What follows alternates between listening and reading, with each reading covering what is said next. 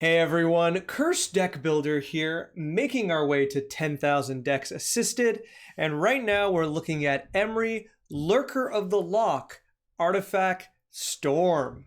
This deck comes to us from Gaggle, who says, "To be honest, this is my first time working with a deck like this, so advice to make it run smoother, or even other possible win cons. Interaction recommendations would be," I guess there's a slash there, slash interaction recommendations would be greatly appreciated. And then they said some nice things about my channel. Very much so, appreciate that. Their budget is generally trying to lean into more high power casual than CEDH, more turn 6-ish deck than turn 2 or 3, if that makes sense. This is definitely what I would call high power deck. I don't know what high power casual means. This is a very, very strong deck. Definitely not CEDH, but I don't generally like that binary, at least myself, between everything else is casual and then it's competitive. I think it's safe to say, competitive can just sit at the end of the scale. It could even be more meta, right? When I go to a modern tournament, I play against competitive decks because they tend to be meta decks, whereas casual decks tend not to be. But enough about that. If you would like to send your own deck to me, so I can take a look and make a video about it, there is a link in the video description down below. And if you'd like that deck to be the next deck I work on, there is a link for that as well. And of course, if you'd like to take a look at the deck list during or after this video, that is in the description as well. I'm going to try to make it so every time I post, I'll make at least one video that comes off of the donation list and one video that is not on the donation list, because I know a lot of these, some of these decks are a bit dated. Gaggle sent me their deck. This says here, September 19th. So thank you very much for your patience. I'm a little behind, especially with the wedding and everything, but I'm going to try to catch up as fast as possible. So, who is Emry, Lurker of the Loch, and why are they in charge of our high-powered Artifact Storm deck? Well, Emry, Lurker of the Loch is 3 mana, there's an asterisk on that, 1/2 Merfolk Wizard. She costs 1 less for each artifact you control, so ideally, she actually costs 0 mana. And then it says, when she enters the battlefield, you mill 4 cards. And then finally, her main and most powerful ability is that you'll tap her, target an artifact card in your graveyard. You may cast that card this turn. You still pay its costs. Timing rules still apply.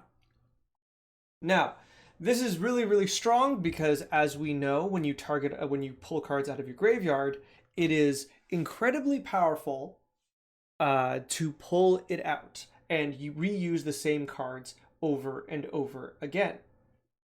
So the thing is, you can only do this once. This is the rule I was looking for. You can only do this once per object. So when that card leaves the graveyard, and even if you put it back in, it doesn't retain that ability, or I guess you can no longer cast that card. So in order to get a combo going where you cast the same cards over and over, we need some assistance, which this deck has. Before we go past this, I would like to say for sure, I love this art and I love this card. I do particularly, there's this newer art too, but I don't like it as much. I think it definitely has a different theme to it, but I already find that this original art, especially with the old border, is already scary and gorgeous enough. If she throws a sword at you, you become king, so you need to be a little careful. All right, so let's take a look at the deck itself. Now, I want to be upfront and say that this deck is pretty close to complete. Now, I'm going to have some suggestions, and they're not going to be that many, but if someone wanted to go and build this deck or proxy it, as parts of this deck are a little expensive, we're looking at about 1,500. If you wanted to go and build this deck, I think it's already in a very, very good place. Sorry, I'm just trying to find my cards. There we go. It's already in a really, really good place, and I think it's very powerful on its own. There's a few decisions here and there that I think can be improved, but overall, the setup is really, really nice. We can even see there was a option of a side win condition over here with Dramatic Reversal and Isochron Scepter. So at this power level, as people who may have watched my videos before, there's not a lot we can do in giant sweeping changes, right? This deck breaks down into several different columns, right? We have our very, very powerful low mana artifacts that we generally want to cast and take advantage of, to our very, very powerful finishing style cards or card inventions such as the One Ring or the Mystic Forge. We have a series of cards that are meant to combo with our commander. So for example, Mirian Spy or Chakram Retriever, both of which allow you to constantly untap Emry every time you cast one of your artifacts. So you could cast Lotus Petal, which will then untap Emry. Then you can sack the Lotus Petal. Then you can tap Emry to target the Lotus Petal, and so on and so forth for infinite blue mana. Actually, infinite any color mana, but most likely blue. And then we have general kind of support, which I would say is like tutors, whereas Mystic Tutor, we have Fabricate, and then we have Protection for our combo, which is generally counter magic, but a few non-counter magic choices. So with this in mind, we're looking at a deck that's rather high in power. Like I would say pretty tremendously high. This is close to a 9, you know. I don't think 10s exist. I'm like one of those teachers that believes there's no such thing as a perfect score. This isn't math, right? If it was math, there would be a perfect score, but this is, you know, conceptual stuff. So I think this could definitely be at power 9. And then I'm sure there is a CDH version of this deck, and I don't know what changes would need to happen to get there. We're already playing quite a bit of fast mana. I'm not entirely sure what we'd be missing. Yeah, because I think it has all of the things that I consider CDH. I just don't know if it's meta, which, like I said before, is kind of the thing I'm going for. So, with that in mind, a lot of the things I'm going to point at might feel like, you know, I'm really, really cutting it close, and that's because I am. I think there's only so much we can do, right? So the weakest cards aren't going to be that weak, but I'll point them out anyways. All right, starting through our creature list, I think for sure I'm looking at Jorah's Familiar and Solemn Simulacrum as the weakest creatures here. So let's start with Jorah's Familiar. This is funny, a creature I suggested in the previous deck, and though there is at least one card in common I will suggest for both decks. This one I don't like as much here. We're already playing the Foundry Inspector. We're already playing the Ethereum Sculptor, and we have over here Cloud Key. So with all of these, I wonder if the Anvil, is it Semblance Anvil that makes things cheaper? I wonder if that's a choice here too. But you can see between all of these, we have several 3 mana or lower versions of this card. So looking at Jorah's Familiar, it being at 4 mana and a creature kind of turns me off of it. I think this is one too many of these abilities. We are already playing tutors. We already have access to Fabricate. I'm going to give you another tutor to kind of grab them, the other cards. So this being like the 4th or 5th ability, this is probably 4th, right? Let me be sure about this. Let's go 1, 2, 3... So 4th, right? Unless I'm missing one. So about the 4th ability. At the 4th copy of this, I don't really like it. I don't think you're in a situation where you need all of them out. I think even the 1st or the 2nd is all you really need. And Jorah's Familiar is by far the worst of these. So I would probably cut this for sure. Then we have Solemn Simulacrum. Sad Robot has never been so sad. I think in modern Commander, Solemn Simulacrum needs to fill a niche, needs to fit into a synergy of your deck before you put it in. Now you might say, Cursed, there is a synergy. We're in artifacts. This is an artifact. Yeah, this isn't a very good artifact. This is pretty bad here. You're not looking to ramp more than once, if at all, and you already have much better options for ramp.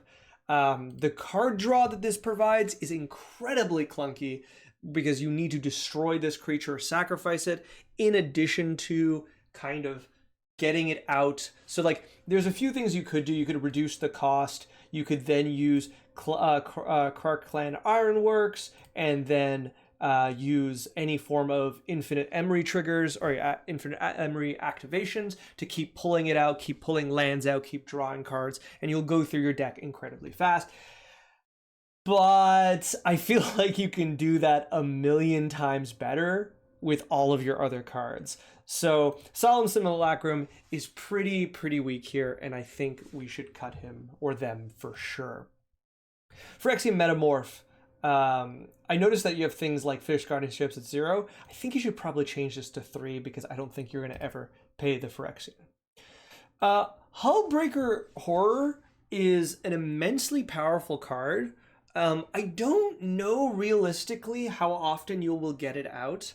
I don't think I want to cut it.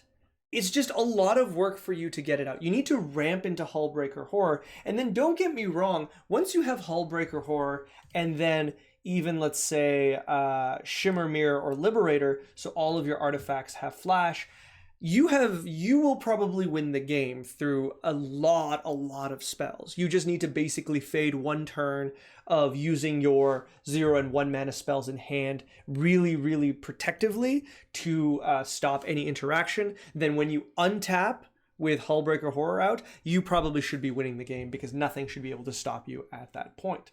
However, getting there seems really difficult. I think it's worth having. I think I'm a little suspicious of it.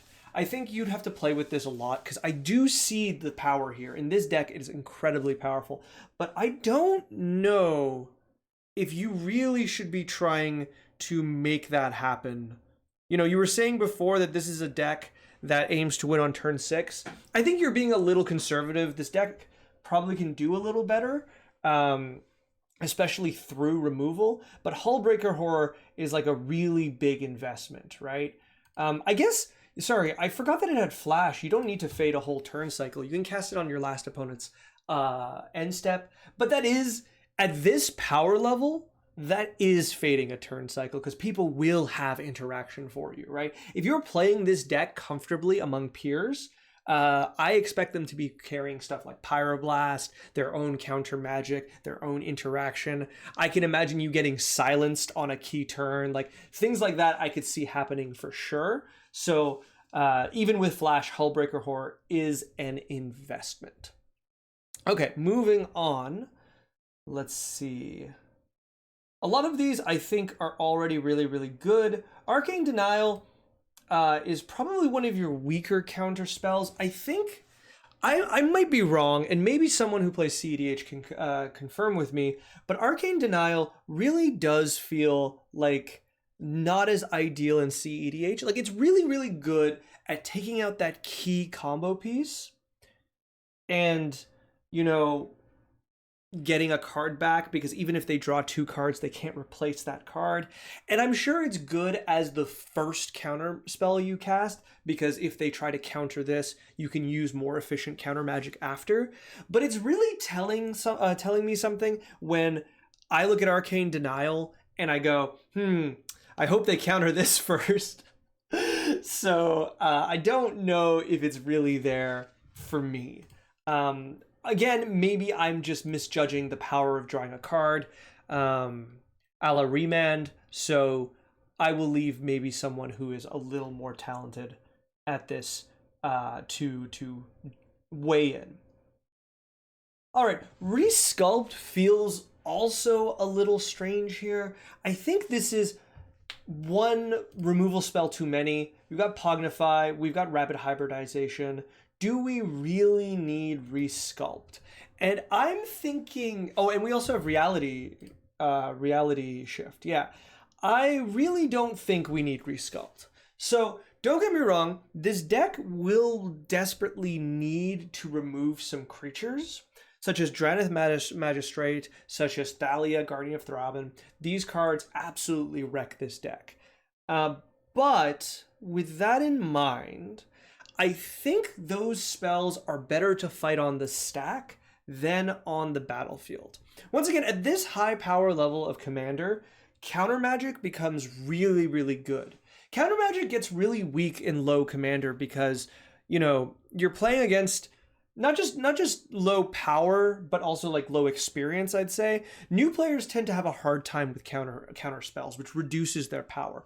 But at lower power as well, the players tend to have a very large assortment of threats. So counter magic puts you behind because you're going 1-for-1 in a 3-versus-1 format. But also, it's just not that good when they can play the next threat. At this power level, counter magic is so important. It's so key because you are expecting your opponents to be trying to combo off, because that's what you're trying to do too. Like, you have free counter magic, you have tutors, you have free mana. You are expecting to be stopped on the stack, and you should be expecting to stop things on the stack. So not only, whoops, I want the other one. Not only do I want you to not deal, like I want you to remove this so you can deal with creatures on the stack. I think every counter spell that you play is just so much more valuable in in other interactions and counter spell wars to stop your opponents from winning. So overall, I think that's a lot more important. All right. Looking through the rest,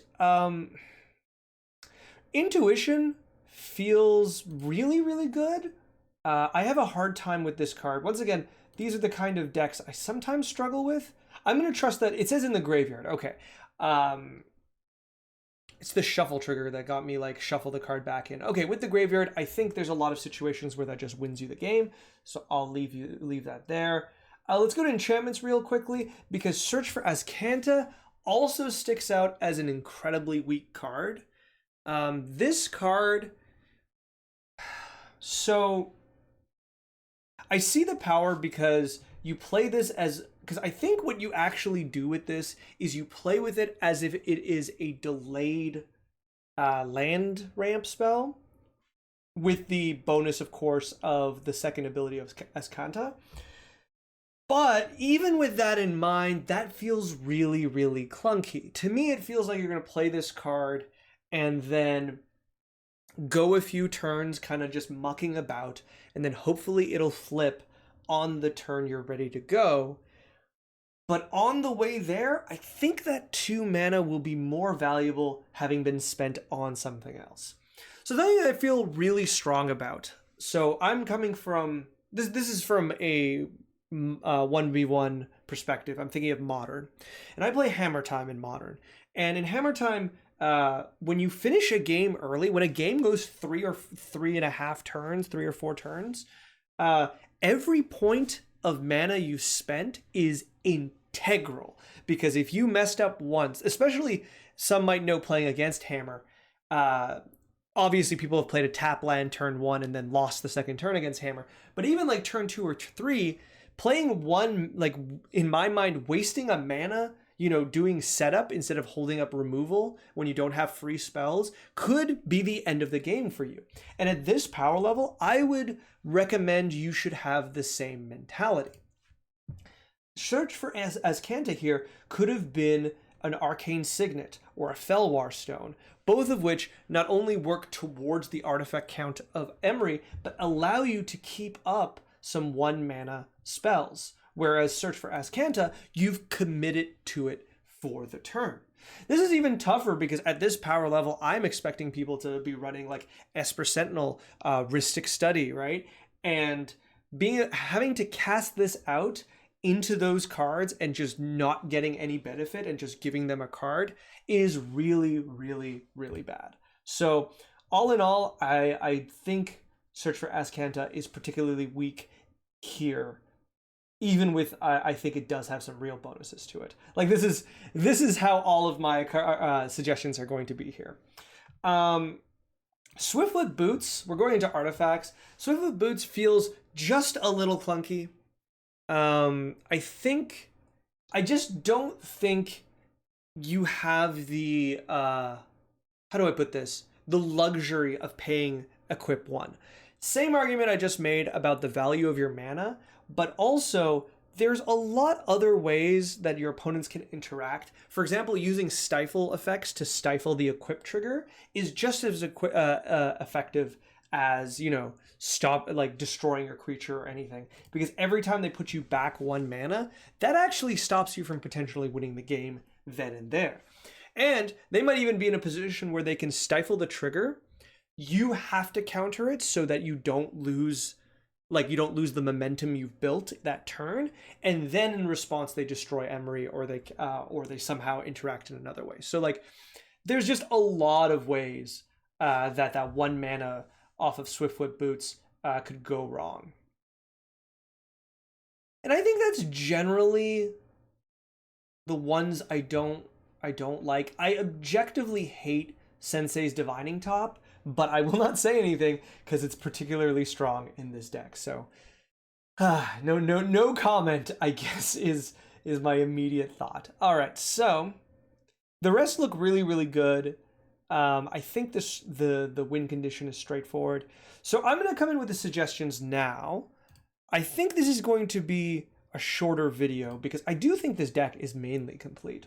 But I have about 8 suggestions, and I think I've got 2 kind of categories of suggestions, and I think they're straightforward. I don't think you need to play all of them, but I think you should consider many of them. So let's start with protection and counter magic. So there's 4 here. The first one I just want you to consider is Muddle the Mixture.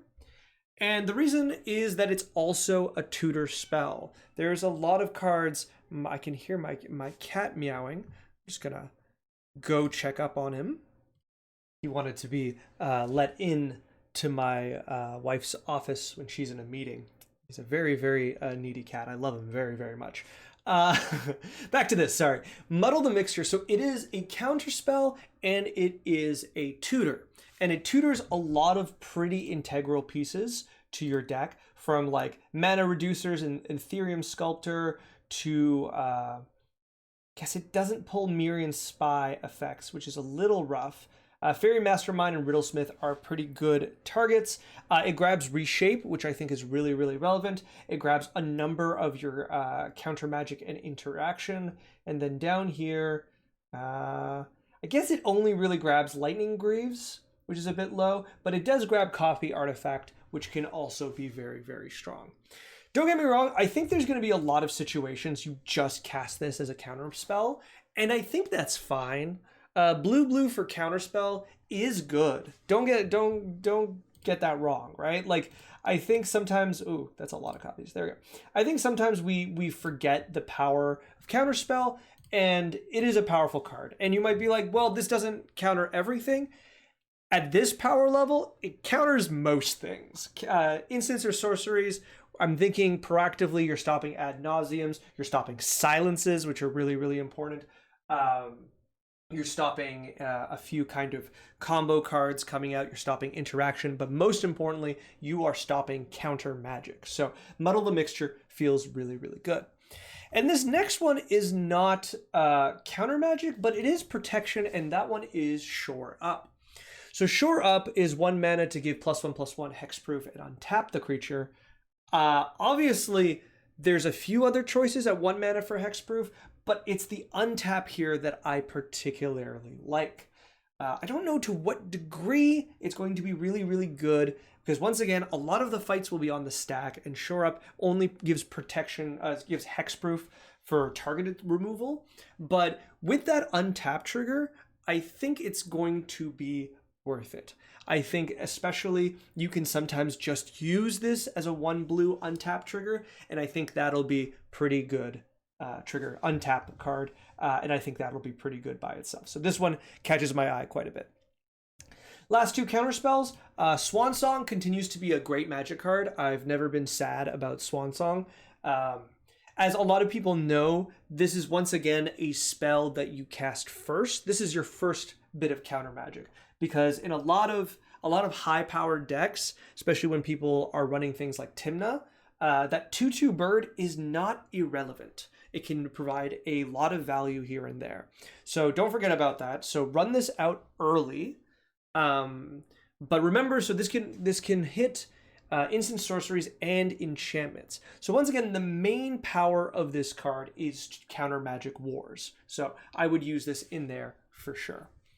And the last one, I don't know about this. Once again, this is one I'm kind of doing a shot in the dark. My powers on like near CDH stuff kind of are limited, but Pact of Negation feels noticeably missing here. Granted, this is a card that you need to cast the turn you are winning, unless you expect to have 5 mana on your next turn, which is not impossible, but it's worth considering. Pact of Negation also works really well in counter magic wars, especially stopping your opponent's key card. Much like the other spells I've said, this is a really good first counter spell because you play the Pact of Negation as your first counter spell to stop them, and you just you just force them to counterspell it, right? And then you can hold up the rest of your removal to stay in the game. Now, there's gonna be, the thing is, near CDH levels, but not CDH levels, some people are just gonna be happy to let you counter it and then untap and lose the game. But that goes away the stronger level you have. People are trying to win themselves, not like play poorly, because most times at that power level, you are going off and trying to win because you are getting close to losing, right? You never want to be the first one to try to combo off if you can help it, if you don't have protection, but you definitely do not want to be the last one, or you do want to be the last one, but you don't want to, start going off, have some opponents interact with you, and then fail to win, because you've basically opened the doors for your next opponent to come in and just win because everyone's resources are spent. So this can be good. This one I have the most trepidation recommending. Okay, then I have 3 additional more main cards, more main to the strategy. This one, once again, I'm a little unsure of, but Windfall feels like it's particularly strong here. We're not playing Narset. We could be playing Narset, but Windfall by itself here, I think, is strong enough. There's just going to be situations where you'll pour out your hand, and Windfall will not only, get you ahead, get you cards back, it will also discard your opponent's hands, which can be relevant after they've tutored a few times.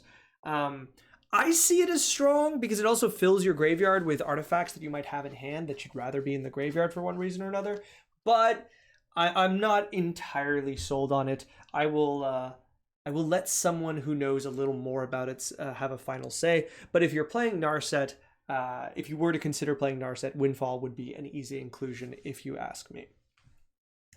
All right, next one, another tutor, Trinket Mage. I think Trinket Mage is just barely good enough to grab a 1 mana or less artifact. Now, noteworthy is that this is almost all of your artifacts are 1 mana or less, but I'm especially thinking of cards like Lotus Petal. I'm especially thinking of cards like Mishra's Bauble, both of which, if you just constantly loop, you are able to draw your deck or produce a ton of mana. And with mana reduction things, a lot of these other 1 mana cards get significantly better. I'm thinking about the Chromatic Spheres and Chromatic Stars, where you can, if you can reduce the mana, play this, sack it, then start that combo, reanimating it with Emry over and over again. That will also be you'll draw through your deck, and though you won't go up in mana, it should get you far enough that you can play Lotus Petal, Mana Crypt with some other things. You should be able to combo off from that point. Maybe using Urza with some of these, though a lot of them require to be tapped. Okay. So 2 more. Something that I'm thinking of is Mesmeric Orb. This is a card I suggested to the last deck, and I still think it's rather good here. Mesmeric Orb just represents for you probably 10 to 15 cards you're going to mill. And I think if you treat that as card draw, which I really do think you should, I think it gets very, very good. I think a 2-mana card that draws you 10 to 15 cards in a game is incredibly powerful. Now, this will also fuel your opponent's graveyards, which is something that's a lot more dangerous at this power level than it is at the previous deck's power level. But it is an option. It also allows you to use something like what is the... Why can't I remember their name? It is the Unearth Zombie that untaps. Untap, Unearth. Fate Stitcher. Something like Fate Stitcher, which works really well with Mesmeric Orb, allows you to mill the entirety of your deck into your graveyard incredibly easily. And from there, you should be able to win in a multitude of ways. So there is a bit of a combo there. I think this, even beyond that, you have the means with Chakram Retriever and where are you? Mirian Spy. Both of these cards are going to do this exact same thing, where every time you untap Emry, you will mill an additional card, and with that, very, very easily, you will mill your entire deck. So that with Lotus Petal and the combo and the Mesmeric Orb, you will make infinite blue mana. Well, not infinite, sorry. You'll make a incredibly large amount of blue mana. Actually, technically infinite, because you can keep going even though you're out of cards, because that's how Mesmeric Orb works. So you will get infinite mana in your entire deck in your graveyard, and from there, it should be a clean win for you. Whoops.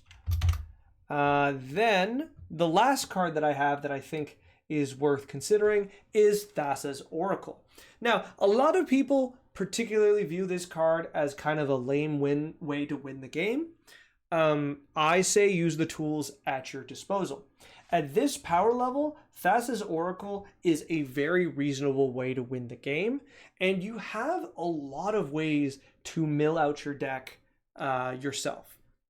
You also have ways at instant speed to do this, so what you can also do is that you can play the Thassa's Oracle and then with the trigger on the stack, mill out your graveyard. That is tricky. I don't know what's worse, to play Thassa's Oracle when you're out of cards and then have it countered, or to play Thassa's Oracle, then go to mill out your deck and then they stop you at the last second. I don't actually know. But I think either way, Thassa's Oracle is a strong enough card. It's a mistake. I love mistakes. This card should never have been printed like this. But at this power level, you definitely need to be taking advantage of these kind of cards and using the tools that you have access to win you games.